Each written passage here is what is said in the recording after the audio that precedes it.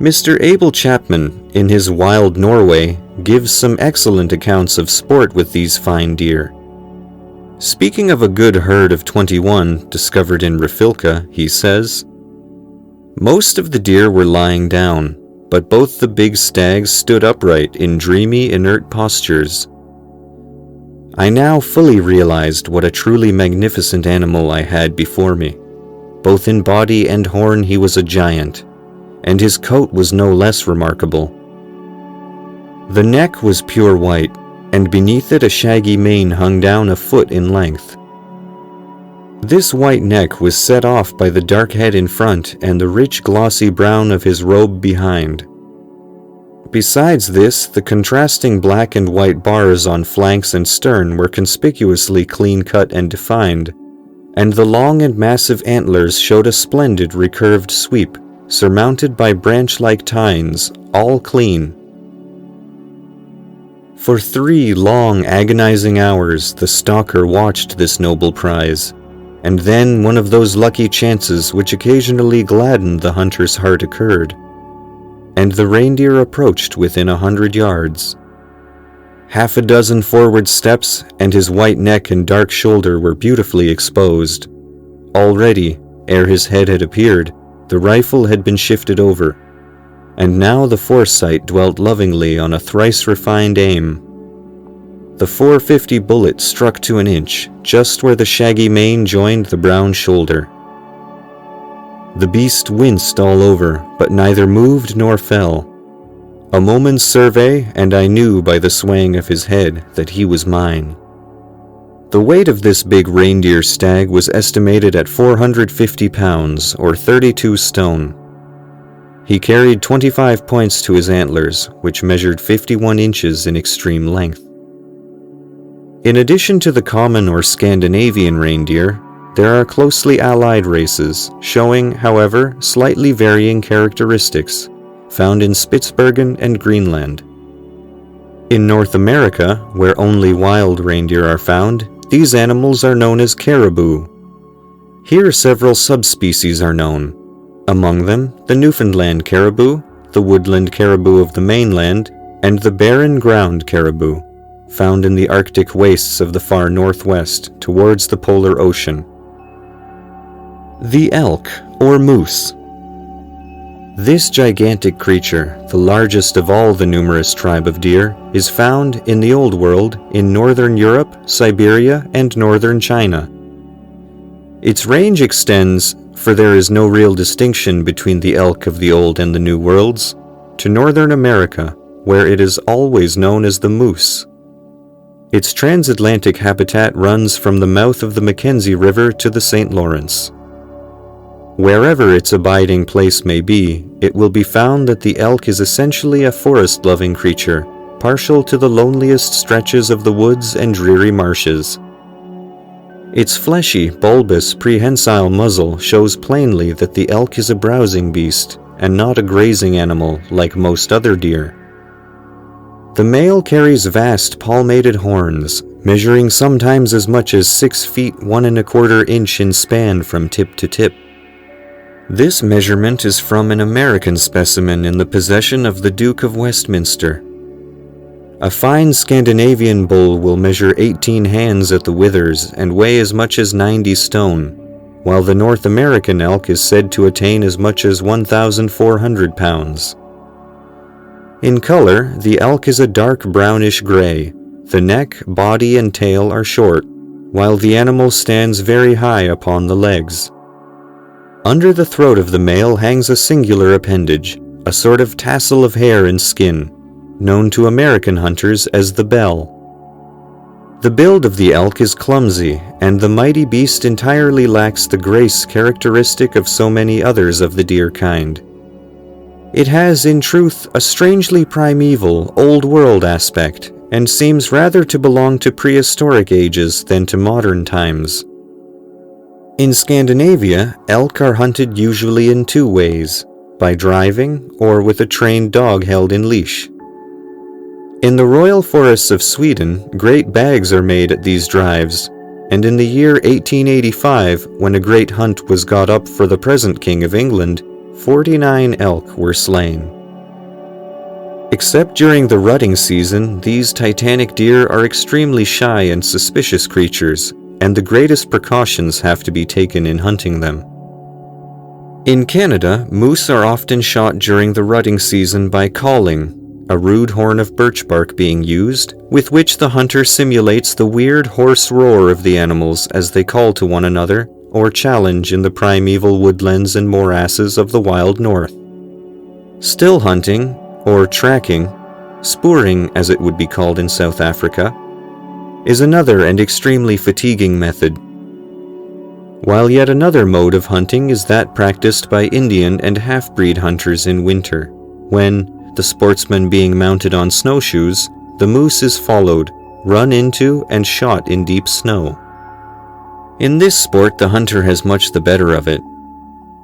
The moose, with its vast weight and sharp hoofs, plunges through the frozen snow crust, over which the snowshoes carry the biped easily enough, and, becoming presently exhausted, is shot without much difficulty.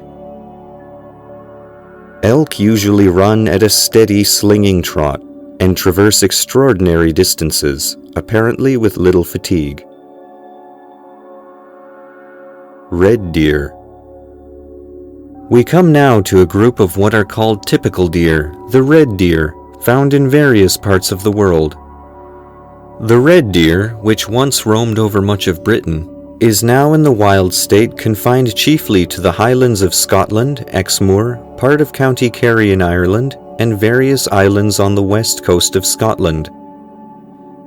A good male specimen will stand about 4 feet or a little less at the shoulder, carry antlers bearing 12 or 14 points, and weigh from 10 to 20 stone clean, that is, with the heart, liver, and lungs taken out. The woodland stags of Perthshire, however, not infrequently reach 25 stone, while Mr. J.G. Millay mentions a stag killed by Colonel the Honourable Alistair Fraser at Beaufort, Inverness-shire, which scaled 30 stone 2 pounds clean. This seems to be the heaviest British wild stag of modern times. The summer coat is short, shining, and reddish-brown in hue. In winter, the pelage is thicker and rougher and grayish-brown in color. Stalking the red deer stag in its native fastnesses is beyond all doubt the finest wild sport now left to the inhabitants of these islands. Mr. J.G. Millay, author of British Deer and Their Horns, and other works, himself a first-rate sportsman in many parts of the world, compares the style of shooting red deer in vogue 40 or 50 years ago with that obtaining in the Highlands at the present day. A stalker in Blackmount, Argyllshire, he says, told me of a typical day's sport in which he took part some 40 years ago. Fox Maule and Sir Edwin Landseer were the two rifles. They frequently stalked in pairs at that time. And, on the side of Clashvan, Peter Robertson, the head forester, brought them within 80 yards of 2 exceptionally fine stags. Maule fired and missed, as did also Sir Edwin as the stags moved away. Then, on a signal from Robertson, Peter McCall, the gillie, slipped the hounds, the 2 best ever owned by the late Marquis of Breadalbane, and whose portraits are still preserved in the famous picture of the Deer Drive. And away they went in hot pursuit of the deer. An end-on chase now ensued, the line taken being due east down the great glen towards Loch Dochart, and at last the stalkers were brought to a standstill, being fairly exhausted both in wind and limb. At this moment, however, 4 dark spots, like small rocks, standing out at the point of a little promontory in the lake, attracted their attention. And on drawing nearer, they saw, to their surprise, each of the big stags being held at bay by a gallant hound. A couple of shots then settled the business, and so ended what was then considered a grand day's sport. No doubt it was most exciting to see the struggle of bone and sinew between 2 such noble quadrupeds, but it was not rifle shooting. Today the gallant but disturbing deer hound has given place to the cunning and obedient collie. and the success of the stalker depends, for the most part, on the accuracy of his rifle and his skill in using it. Here are a couple of sketches of modern stalking taken from Mr. Malay's own diary. Wednesday, October 4th. Started for the big quarry with McCall and saw nothing till we got to the Eagle Hill. On this were 3 stags and about 20 hinds, the property of a magnificent fellow carrying one of the best heads I have ever seen on Black Mount. For some time McCall thought he was just a bit too good to shoot, for the very best in this forest are generally left for stock purposes. Finding, however, that he was not royal, a 12-pointer, my companion agreed to a shot. That is, if he got within shooting distance, which was not too likely, the Eagle Hill being one of those queer places where back eddies are carried down from almost every ert from which the wind is blowing. Luck is apparently entirely my way this week, so far at any rate. The big stag was very kittle, frequently roaring and keeping his hinds moving before him along the hillside in the direction of another quarry running at right angles, the entrance to which, if reached, would checkmate us. A quick stiff climb and a clashing piece of stalking on the part of McCall brought us in front of the herd only just in time, for I had hardly got into position when the first few hinds moved past 100 yards below us. They were very uneasy and highly suspicious, but fortunately did not stop, and in another moment, to my joy, the big stag came slowly behind them and offered a fair broadside in the very spot where I should have wished him to stand. The bullet took him through the ribs, certainly a trifle too far back, but he gave in at once and rolled 150 yards down the hill, fortunately without hurting his horns. A really fine Highland stag in his prime, weight 16 stone 2 pounds, with a good wild head of 10 points and good cups on the top. Thursday, October 5th. We negotiated the stiff climb, and McLeish, leaving me behind a rock on the summit, returned some distance to signal directions to the pony man. He came back just as the stag returned, roaring down the pass he had ascended. And as the mist was blotting out the landscape, I feared he would come right on to us without being seen, but, as luck would have it, he stopped and recommenced bellowing within 70 yards. I never heard a stag make such a row, but nothing of him could we see.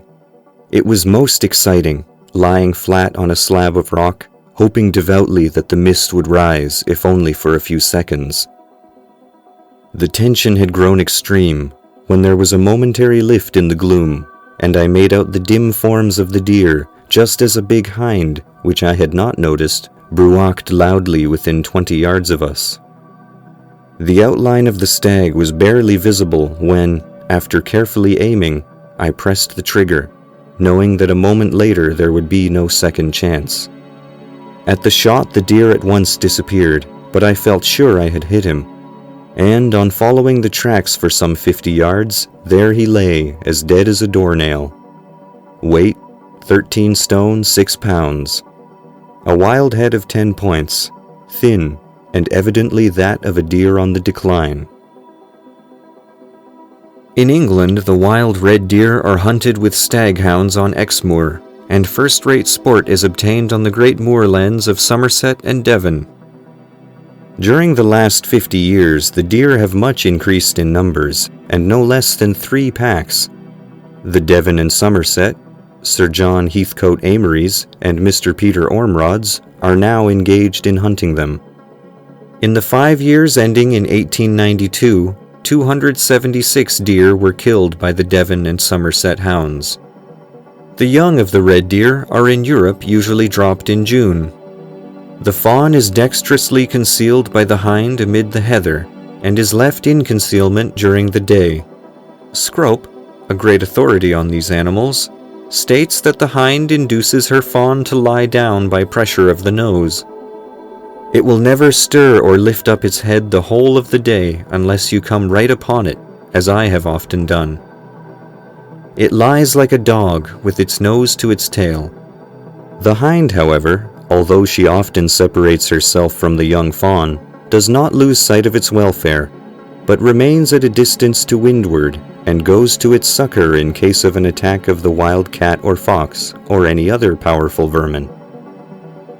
On the continent, far finer examples of red deer are to be found than in the British Isles, and the antlers and records of weights preserved at the castle of Moritzburg in Saxony and elsewhere show that 200 years ago the stags of Germany were far superior even to those of the present day, which are much heavier and afford finer trophies than do the Highland red deer.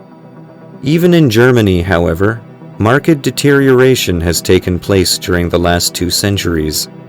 A stag, for example, killed by the Elector of Saxony in 1646, weighed not less than 61 stone 11 pounds, while from the Elector's records between 1611 and 1656, it appears that 59 stags exceeded 56 stone, 651 exceeded 48 stone, 2,679 exceeded 40 stone, and 4,139 exceeded 32 stone.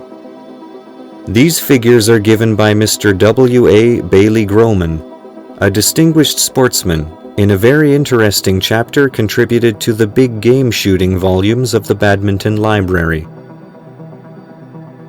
This deterioration among the red deer of the forests of Central and Northern Europe is, however, not traceable among the red deer of the wild mountainous regions of Austria-Hungary and southeastern Europe. Here, at the present day, stags of enormous size and weight are still to be found. In the Carpathian Alps, for example, red deer stags are still to be shot scaling more than 40 stone clean in weight. Climate and feeding have, of course, much to do with the weight of stags and the size and beauty of their antlers. The Carpathian stags have enormous range, rich food, and, as Mr. Bailey Groman points out, are suffered during the summer to make undisturbed raids upon the rich agricultural valleys. The feudal sway exercised by the great territorial magnates permitting the deer to trespass upon the crops with impunity, and thus grow to be the lustiest of their race. In addition to the British Islands, the red deer of Europe is found on the island of Hitteren on the western coast of Norway, in the south of Sweden, and in Germany, Russia, France, Spain, Austria-Hungary, Turkey, and Greece. In Corsica and Sardinia, a local and smaller race is found, probably closely allied to the stag of North Africa. The Barbary stag is somewhat smaller than its first cousin of Europe, and carries antlers which usually lack the second or bez tine. The color of this stag is a dark sepia brown, a little lighter and grayer on the back. Faint yellowish spots can occasionally be distinguished on the fur in the adults, says Sir Harry Johnston. The hinds are of the same color as the stags, but lack the gray tint on the back. These fine deer are found in Algeria